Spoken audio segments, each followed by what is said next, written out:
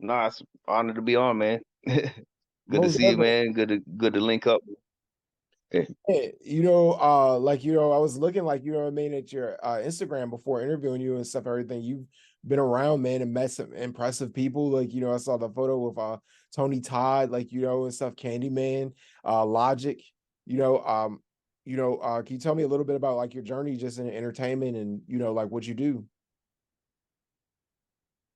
Yeah, well, I mean, you mentioned Tony Todd right off the bat. I have to kind of almost go with that with my name, actually.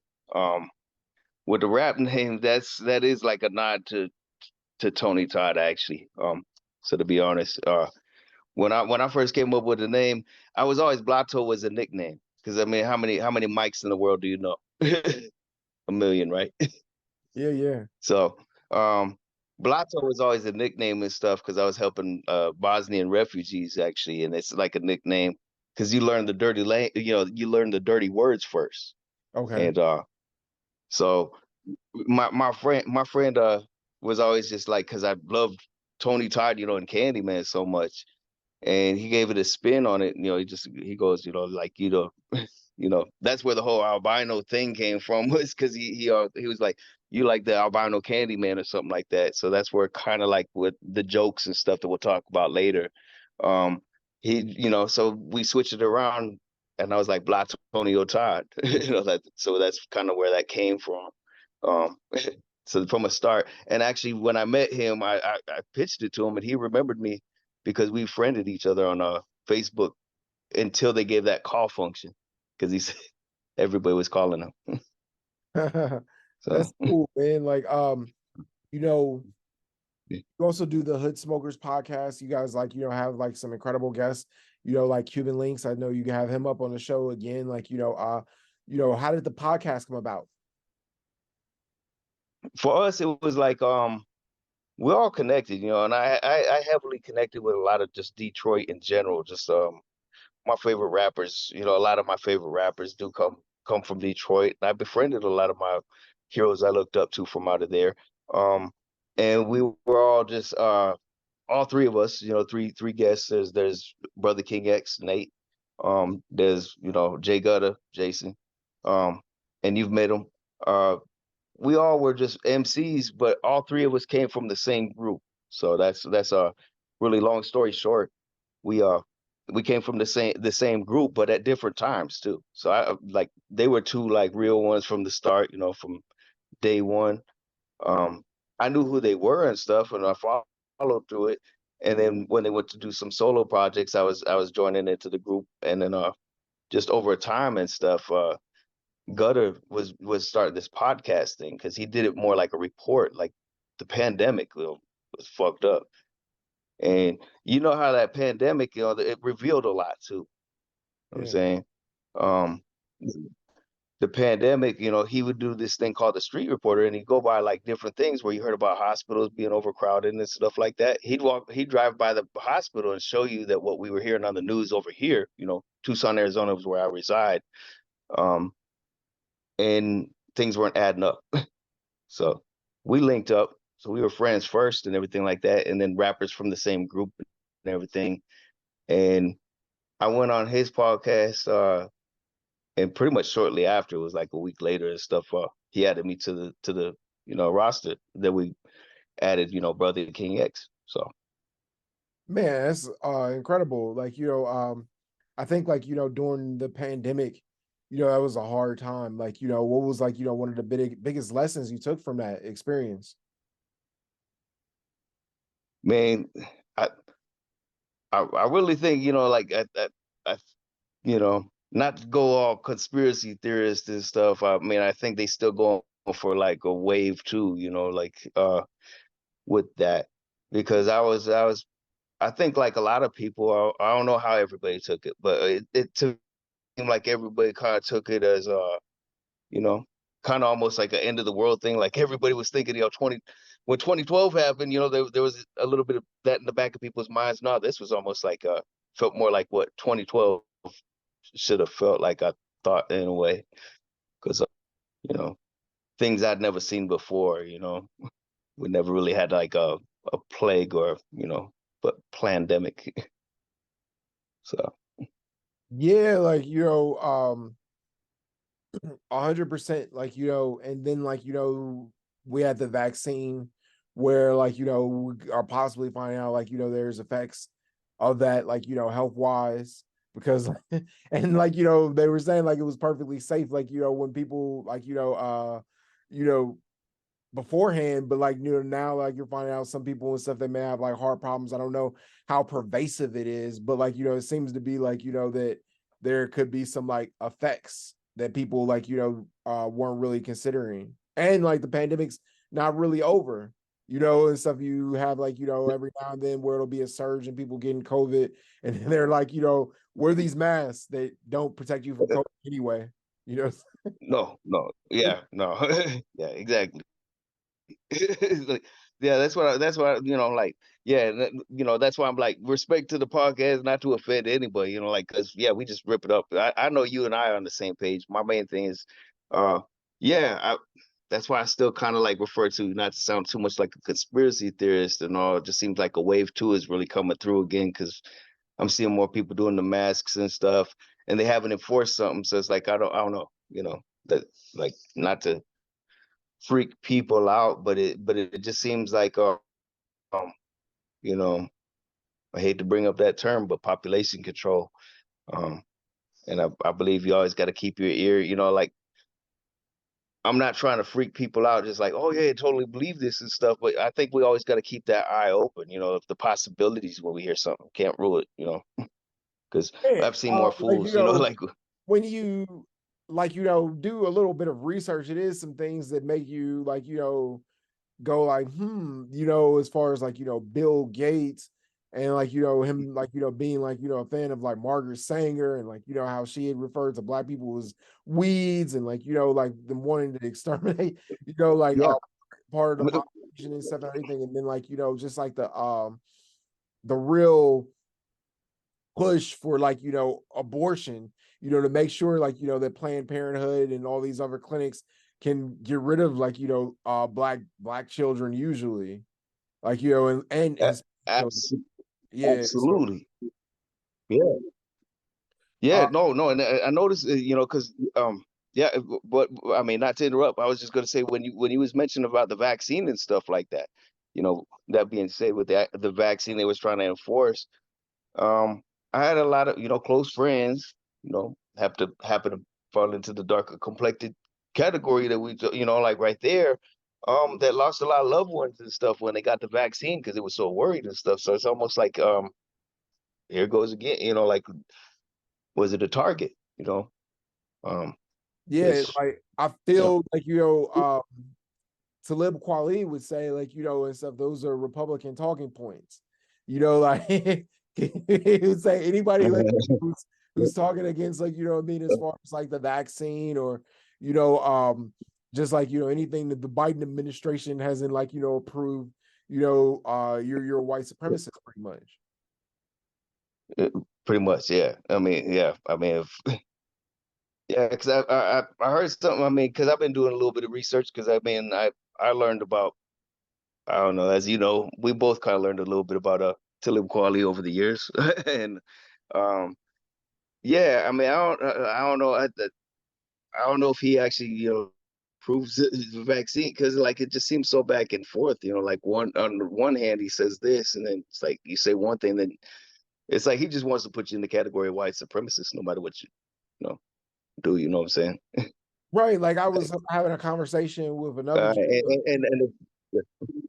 gentleman earlier. But go ahead. I was talking about like, I feel like, everyone doesn't have to be so militant on the internet, because I realize that white supremacy is a serious topic. There really are white supremacists in the world. Like, there really are Nazis. But like, some people just get on the internet to be able to enjoy the internet. And like, you don't have to like necessarily like, be some militant person to be against racism or be against, prejudice or discrimination. Would you agree? Yeah, I agree. Yeah. I was gonna point out, like, since we're on the topic a little bit about, our friend Talib. I was gonna say, did you see his most recent one with a comedian I really like look up to, and I liked what he did, Afion Crockett. I don't know if you've I seen that did one. see that. Yeah. Yeah, I think he had some points. He was trying to do it, like yeah. Well, he says Um, he enjoys he gets a kick out of it. He finds enjoy fun, it. Yeah. basically calling people Nazis and white supremacists, and getting a rise out of people. That's how and it also helps him become a better writer, a better makes him make better music. Mhm. That's his I response. mean, Do you I buy could see that? in a sense, I would for that, I would say like maybe, like myself, as a failed rapper myself, because he told me I'm a failed rapper. So, um, Do you as a consider failed yourself a rapper, failed like rapper? from Do you consider yourself a failed yeah. rapper? No, not at all. I mean, because like you're a failed rapper if like you were just doing it for the success and to do it for the goal. Because like I'm still doing it. Like I don't give a damn. I'm still gonna do it for the pleasure and the love for hip hop as it is really. No matter what, I'll make diss tracks to the end. And actually, that's what I notice is like sometimes diss tracks might be kind of like what Talib talks about with like Twitter being like, what helps him with it is like I think you know, I've done some diss tracks a little bit in more recent years, and some people go like, I guess some of it better work, but it was like, oh, okay. So, Definitely. How did the interaction with him start? Like, where he called you a failed rapper. okay, going back, I mean, because you've had some you've had some brothers that we've interacted with mutually. Really, Kid Vicious is the Kid Vicious circulation is really what kind of dragged us in with our podcast. Okay. Um, Gutter was telling me, have you been dragged into it? Have I been name dropped and everything? Because that's what Talib is known to do. Is he'll name drop and he connects you in it. Um, and I was like, no, I haven't heard anything about it yet. He goes, you should check it out. He goes, just he's really blasting on Royce the 5'9's brother, who is actually, a dope MC, like a dope MC himself, Vicious is ruthless, yeah. And looked into it and it was just like, the situation was just nuts because I just noticed how he name drops. And it's like, even if you're not involved, we were just kind of dragged into it. So it was like, because what podcast? And I was just kind of thought nothing of it. But then I think everybody can relate from what I'm saying is once you say one thing and it's you're sticking up for that person that he's like, this your man's, he drags you right in and Papa Jive. So you support Nazis, you know. That's how I learned. And I think a lot of people are falling into the shoes because I hear a lot of people since I had my little brush with him, that come over there and, as we can talk about in a bit, of like a character that he kind of developed, which I don't think he's ever I don't know. I think that's probably, like the man himself probably has to be he's used to probably diss tracks. Most definitely. Like, I think, like, you know, there's a lot of different theories like about like what he's doing. Some people and stuff have this idea that he's doing it for engagement. Some people suggest that he has like actual mental health issues. Some people like suggest that that's not even him. That maybe his assistant or maybe like AI or bot running his account. What are your thoughts? Do you have any? With that, actually, like yes to all, actually, in a way, because I almost think, like yeah, because when people pointed that out, it's like, okay, he does go live and probably does interact in that kind of way, but he might have like bots, like where when while I'm on stage, he puts it on autopilot, or maybe he does even have a couple hire-ons. He could be actually like, hey sis, go on there real quick. Hey, just make sure you talk like me. All right, Nazi, right? Okay, all right. You're like, because because that's his favorite N word. That's what I'm gonna say. His favorite N word is Nazi. Man, Can we agree? there's today was a big day for hip hop. Keefe D was arrested for the murder of Tupac. Basically it been going on Yeah, podcasts like, for like, the last couple years, openly discussing like his role in the murder of Tupac. And today the Las Vegas police arrested him. Like, what are your thoughts about that? it's unbelievable. This many years later. I have a feeling there's more repercussions than just this right now, because there's going to be probably a lot of stuff that's going to be chaotic. Um, I don't rule it out. It's like, things are going to come to light, whether it's true or if they needed a fall guy. That's what I'm gonna say. Like, we can't believe everything at face value, even if it's 30 years later. So, you know, Well, whether he was like pushed, like they, yeah. I mean, like, there's already like, some suggestions and stuff that there's a little bit more to the story, like I realized he tried to implicate, Puffy in it, like which he wasn't able to Mhm. do because like, allegedly like Zip had stole the $1 million that Puffy had given to Keefe D and for the murder of Tupac, which like, a lot of people have questioned like, the validity of that. Do you think like, Puffy played a part in like the murder of Tupac? Yeah, like there's a lot of questionable stuff about P Diddy that I will not rule out. I mean, I respect him for in the culture all these years. I mean, he's worked with even Dougie Fresh, from early. He's been always in it. But there's a lot of mystery behind things that are connected to him. Like Shine incident, Craig Mack. Like just kind of like he gives an interview, and then all of a sudden, you know, he dies shortly after. Like um, just those kind of things that make you go, hmm. Yeah, and Like, so yeah, yeah. So I King mean, Bill, like, regularly, talks about Puffy and he doesn't portray him in the best light, and I think like, King Bill comes across as a pretty honest individual. And like some of the things that he says about Puffy isn't very flattering. There's a mhm. lot of people and stuff, everything like, they're pointing fingers at like, Reggie Wright. I saw like on one video where they said like if you solve one murder, you solve both. And I commented yesterday on like, there was a DJ Vlad, he did an interview with Bomb First.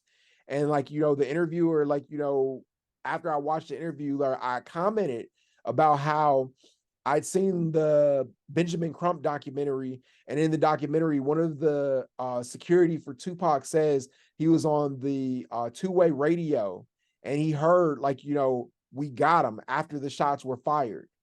Like, and then they Oh were, man, we got to shut off on the channel. And like, I posted that comment, and immediately after, Reggie Wright came in the comments and said there he's lying. He was lying oh about man, wow. that. Yeah, no, I haven't seen that, but wow, yeah, yeah. I have a feeling that yeah, with that, it was like it blew me away about the yeah with Keefe D. Yeah, Um, because I it's think like, there's I just going to be mean, a lot more chaos. yeah, it's Yeah. like, how can you trust like, really like Reggie Wright, who was a crooked police officer, like, we know those guys to be honest all of the time. So, I mean, he definitely had the motive. I'm not Yeah. saying that, like anything's like set for sure, but it definitely doesn't seem like it's over. I mean, I think like the story, like, seems a little maybe, if like KVD's version of events is the truth, maybe that's like, what it is. Mhm. Yeah, I mean, because I think we always just got to still question it. Like everything. I know that there's a partial grain of truth in all of it. Right there. Um, but of course, we got. I think there's going to be a lot of chaos still going on, because I mean, there's a lot of people that were involved that don't get to even speak on it. I mean, he's still standing. Wasn't it still he's standing behind Orlando being the actual shooter, right? Right. You Yeah, know, like so a, a guy who, yeah, a guy who is, if he was still here and stuff, well, I mean, it's easier to like point the finger at somebody who's not here and can't speak for himself. right, Um, 100%, but and a lot of that our doesn't entourage interfere can't with speak. him being charged for it. The way Nevada law is like, he was in the car, it's the same as, you know, uh do you think like it was it obviously was an unwise choice for him to speak about it in retrospect. And like people were telling him, like, seemingly to be quiet about it. Do you feel like, DJ Vlad, a lot of people are going to say, like, that he's the police, he's the feds. Yeah, What are your thoughts about that? yeah. My thought is, yeah, I think it was my co-host or something like that. I forget exact words, but he kind of phrased it to the nature of it should be called And absolutely, I agree with my brother on that because it's just kind of he's not the only one. Yeah, Keefe D is not the only one who's kind of like had that brush with it and said a little too much. You know, we've seen things coming up, you know, like gun charges of trying to remember that was on his show, and you know, what was it? It was something about, but it was like old news and stuff. But then it came down to him. They're asking him questions about a gun charge or something like that. And but either way, it's like he gets them comfortable. Do And you think it's gonna change, like, once they say a little, yeah, landscape of podcasts that artists are going to be a little bit more reserved? Because, like, I mean, obviously, the police are looking at, these music videos. I cover, like, a lot of artists, like, who have self-snitch. Is almost becoming, like, a trend where, like, these rappers will rap about the crimes that they've done in these songs. And, like, oh yeah, then they're getting arrested for them and facing, like, some serious time. I've probably covered maybe, like, five or six rappers and stuff in the last month that have done this. So, like, and yeah, yeah, absolutely, and agreed. Yeah, I mean, it's like, yeah, I it's mean, all over the country. You know what I mean? It's like in Philadelphia. This is in Florida. You know what I mean? It seems like, a lot of rappers are committing crimes allegedly and rapping about, like, the crimes. Then the DA is looking at these crimes and they're wanting now, like, district attorneys and stuff like Fannie Willis is prosecuting people for these crimes. She said, like, if you're yeah, going rap about the crimes, move out of my county. Like, that's what, at least, because I'm going to prosecute you and use these lyrics. And, it's coming up with, like, as far as, like, the amendment rights, freedom of speech, First Amendment. mhm. Yeah. I mean, because like where I've been hearing it more about, rappers being self-snitching. I mean, it's been on for a long time. You an old school hip hop head like myself, if I'm not mistaken. So I mean, are you familiar with the rapper X-Rated who just recently got? Oh, 100%. Yeah, of course. Yep. I think, if I'm not mistaken, I mean, it could have even gone on, but if you know about his backstory and stuff, he might have been one of the first ones where they started doing the hip hop police a little bit, because what he raps about fit too perfect. I'm glad he's free now, and but he served a lot of time. But what he was rapping about, the details and stuff came to light, and it's almost like, got to be careful what you say in your music, even if it's telling somebody else's story, like. Yeah, it's like, X-Rated ended up doing like 26 years, a lot of time. You Yep. know, Mm. I think, like, there's so much of an emphasis on rappers being authentic. And you see, like, uh it doesn't even though seem to matter, like, because a lot of artists who have broken these codes, and there's a ton of them, but like Takashi or Gunner, like, they've been able to move on and have, like, successful careers in music. Like, why is it so important, or does it matter, about artists, like, following the codes of the streets and not being a snitch? Does that affect you, like, the way you would listen to music? Would you listen to somebody who, like, cooperated with the police? Um, I still got to be with the old school side of it. It's like, yeah, because like snitching is snitching. It's like, but I think what it is the culture has changed so much. With the agenda of things in hip hop, personally, that that it's almost like they're promoting it to be like this accepted thing, like it's okay to snitch, that kind of thing, and that I don't agree with. You know, But, like, I that's think, like, Reggie Wright, he made a really valid point about, like, Tupac. Like, everybody says that they loved him, but, like, Keefe D was basically going on podcasts, bragging about murdering him. And, like, people were tuning in and watching it for their own entertainment. And, like, if you really love Tupac, shouldn't you want to see the person and stuff and everything that murdered him get justice? yeah. That's where I think there's an exception to the rule that's not getting understood is like because I think there's like the powers that be are kind of promoting this whole thing that it's okay to snitch because they want to, but not everybody, like okay, somebody who's like didn't deserve what happened to him and shit like that, yeah, that's not acceptable, like just yeah, it's okay to, you know justice should be served, but let's not snitch on everybody and stuff. Don't. It's kind of like I don't know. I mean, I'm gonna break it into smaller terms. Even okay, we go into a store or something like that. You, me, and some other random person, and back in the day, and I happen to snatch a candy or something, but that third person rats on me and stuff, like that. And that's our homie and stuff. There's a different exception to the rule, you know.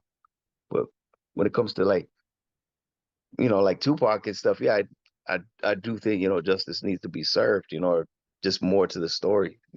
I still believe in the code of silence, though. The code of the streets. Well, it doesn't seem like that there is any code of the streets anymore with the internet, because everybody, like even like the hardcore gangsters want to go on podcasts. Everybody wants to tell like exactly what happens. There's no more mystery, especially like with all these cameras. Even in Tupac situation, you know you could make the argument of like because he was living like at least portraying that he was Pyru, and he Yeah, jumped the guy who was a known shooter in the MGM Grand, who was Orlando Anderson, and Orlando Anderson allegedly shot him. Isn't that the consequence of actually what was supposed to happen? That's not really. It doesn't take a yeah, mystery like to put yeah. two and No, two together. I feel you. Yeah, It's wild that it yeah, took years to solve that case. If that's all that occurred, really, if there's no more, there's no government conspiracy, there's no, secret no, man behind it, like, sending, that seems like a very yeah, simple explanation. yeah. Like, No, absolutely. Yeah, yeah. and even like, there's a lot of rappers, I think, like, who are guilty of breaking the code of silence, from T.I., like, you see him, Jim Jones, Yeah. like, just a handful of people. I think I heard something about like in Prodigy's book where he talks about Capone raising his hand on the stand and like actually like pointing like somebody out in the shooting or something like that. So it's like all these rappers, but it seems like the fans get selective, where it's like oh, like what I mean, and stuff, this person gets a pass even though they were in court raising their hand, or you know Yeah. No, I'm noticing that more and more. That's where it's like, man, because going back to it is like, I guess here's the thing is like working with the authorities is I'm 100% old school where it's frowned upon because usually it was handled. You know what I'm saying? When we it's the silence doesn't mean that we're accepting what happened and it was wrong and stuff, like that, because some people think, oh yeah, no, they're afraid. No, it's not always fear. Sometimes people want to handle it and make their own justice and stuff. So that's in a way. what are some But of your I think now with this the way what are some of your favorite what's podcasts? that? What are some of your favorite podcasts to watch right now? I mean, I'm really getting a kick out of 1090 Jake. Like, all he does is like, read people's paperwork. And like, I think that's like, hilarious, because it's like, you see like a lot of Mhm. rappers and stuff and everything who like kind of like portray like, that they're the hardest person ever. And then you find out like they snitched, that they told. And Yeah. Oh yeah. Yeah. Yeah, no, I agree on that. That needs to be seen and stuff. It's a real thing. I don't think it should be, because I see it just being more accepted. Like that's what I mean with the snitching thing being. It's okay to do that. Like it should be common sense. Because when we went to school, even it just wasn't cool to just like, oh, teacher, so and so did, it should be common sense. Like even as an adult. Um, a podcast that I watch though, Professor Griff, I rock heavy with. So that's if you use any clip, from this interview, for any small clips, shout out Professor Griff, as a total major influence, as well as like I don't know if he considers it a podcast, but to me that's a podcast that I'm 100% behind. That man, I love yeah. So Professor Professor Grimm. Griff. He was actually one of the very first people I interviewed about 6 years ago. He's the person who actually told me about Zoom. So like I initially asked him to do a Skype interview, and he was like, let's do it over Zoom. And I was like, what's Zoom? and he sent me like, the link, and like I downloaded Zoom, and I interviewed him like, via Zoom, and we had a great conversation talking about a number of different topics in the Black community. But after that, I started doing like, more Zoom interviews, and a lot of people didn't know what Zoom was. It didn't really take off until COVID, where like, everybody was like, all of a sudden like Zoom was like, the norm, because nobody was doing Yeah, in-person interviews for a while. yeah. That's what, like, yeah. Going back to our podcast, as we used to use Zoom, because like you seen Discord that we use now for hood smokers, and yeah, Jay Gutter was using Zoom as well. So that's like the first time I used it. So yeah, um, and that's pretty wild. Like so Professor Griff kind of like introduced to, yeah, Man, you were saying like and about liking a lot of MCs from Detroit, man. I love Detroit. They have such a rich musical history. Like, from the beginning, man, you go back to Motown, but like, in hip hop, especially, I think like, artists like, Jay Dilla. I love Guilty Simpson, Black Milk, like Illa yep. J, like, Oh yeah, so many like, incredible artists, Esham, ICP, like I he feel said, like and stuff. They like, just like, uh set like, the way for like independent music artists, like, to be able to like, have a way like, the formula. yeah, yeah, no, absolutely. I mean, yeah, and I just think it's just like the mix of the culture and stuff. It's like an evolution and stuff. Because I mean, you see where Motown came from. I got to give a salute out to DJ Los, who I was lucky enough to have met when I went out to Detroit. His dad, Carl Butch Smalls, is the one who invented that clap for like that everybody has heard in many things of I don't know if we shared that before, but that clap that you hear in the Humpty Dance, Okay. that epic clap we've heard it. Yeah, it was originally, yeah, I think it flashlight, if I'm not mistaken. So Okay. flashlight that like sounds like an air clap. It's not even hand claps. It's not a hand, but his dad invented that with an effects processor, some 4x4, like 4x4 boards and stuff, and put it through an effects processor that Bootsy Collins had. So I mean, he has a whole yeah science on it, and I had to make a little short clip about it. So That's dope, man. Like, like, music I history. like I like the history. Yeah, I like history. Yeah. Yeah. Yeah, it's incredible. Who's some artists that you have in your playlist right now? Is any artist like, that you're listening to, like you think is dope, like, newer artists, like, man? Newer, I go all over the place really, because I listen to different genres. So I may be a rapper myself, but I listen to a lot of reggae.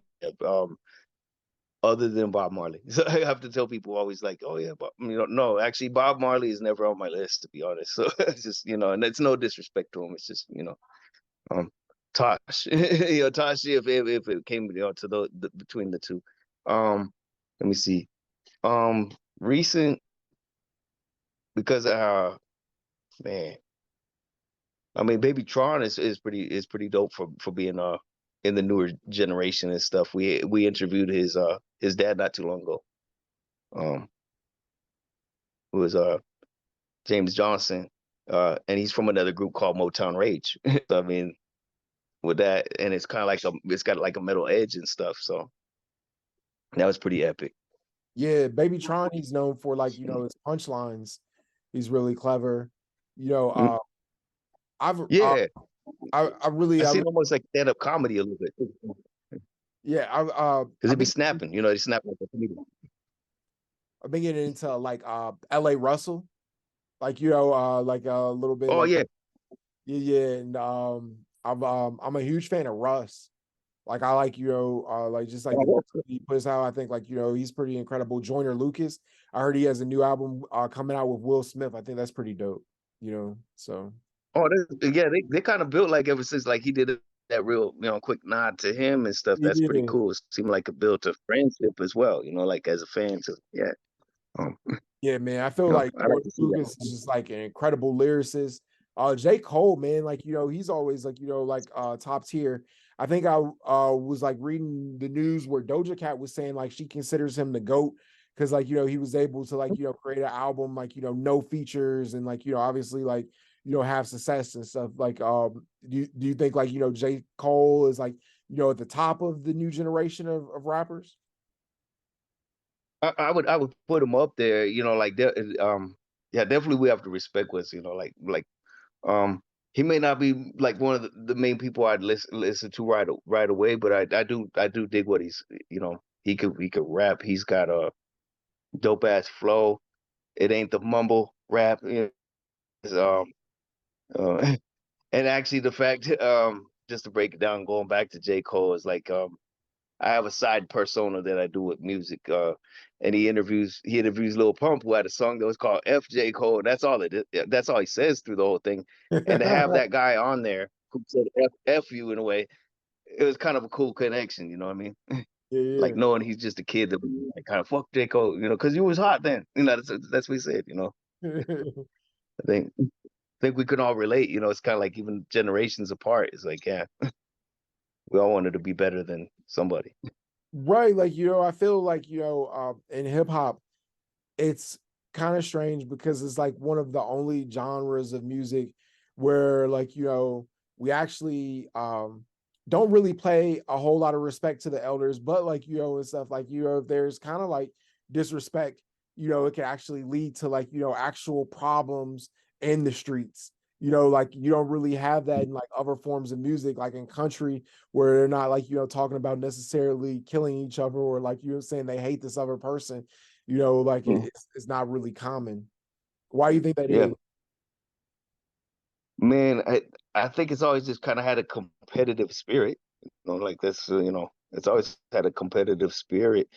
Um, but I think what's getting overridden is because like when you look at all the elements of hip hop, okay, so like let's not even just rapping wasn't even the first start, the drum, the DJing, the elements of it, the graffiti and everything like that, breakdancing, going back to breakdancing to me is like breakdancing when you hear that story about where it was the Black Spades in New York and the other New York gangs and stuff, it was put in place to deflect from that kind of violence from you know what I heard, and I think that's getting kind of lost in the mix because now it's like you rap, people are pulling up on you now. It was like I A think lot it of kind of was people like a lot of people place that blame on NWA.